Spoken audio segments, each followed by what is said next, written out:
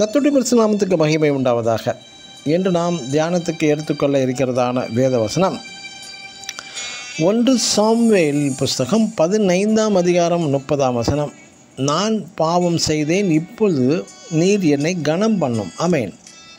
இங்கு இஸ்ரேலின் முதல் ராஜாவாகிய சவுல் கர்த்தருக்கு கீழ்ப்படியாமல் போய் பாவம் செய்தது நிமித்தம் உனது ராஜ்யபாரம், உனது அரசாட்சியை தேவன் உன்னை விட்டு எடுத்து போட்டார் என்று சாமுவேல் தீர்க்கதரிசி சொன்னான். அதற்கு சவுல், ஆம், நான் பாவம் செய்தது உண்மைதான், ஆனாலும் இப்பொழுது என்னை கனம் பண்ணும் என்று தனக்குரிய கனத்தை தேடுகிறான்.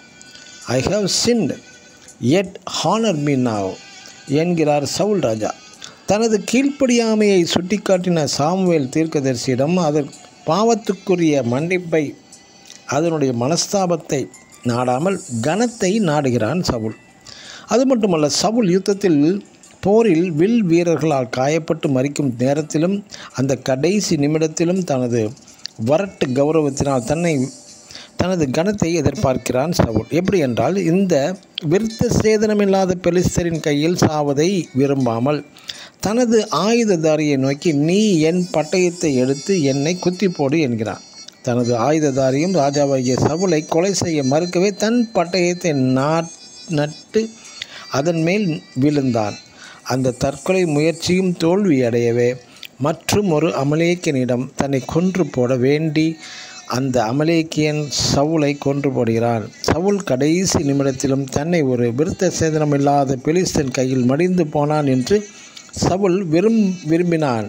ஆனால் கடைசியாக ஒரு அமலேக்கியன் தன்னை கொலை செய்யும்படி கேட்டது அதைவிட அவமானதாக காணப்படுகிறது. அமலேக்கியர்கள் பெலிஸ்தியர்களை விட அருவருப்பானவர்கள், மோசமானவர்கள். எனக்கு பிரியமான தேவனுடைய பிள்ளைகளை, இஸ்ரேலின் சவுல் ராஜா விரும்பியது என்ன? கடைசி நிமிடம் வரை கனம் வேண்டும், கௌரவம் வேண்டும் என்று போராடுகிறான். அதன் விளைவுதான் சவுலின் முடிவு பரிதாபமாக முடிந்துவிட்டது.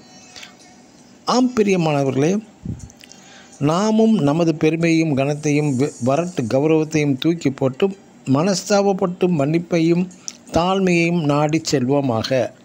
ஆமென். God bless you.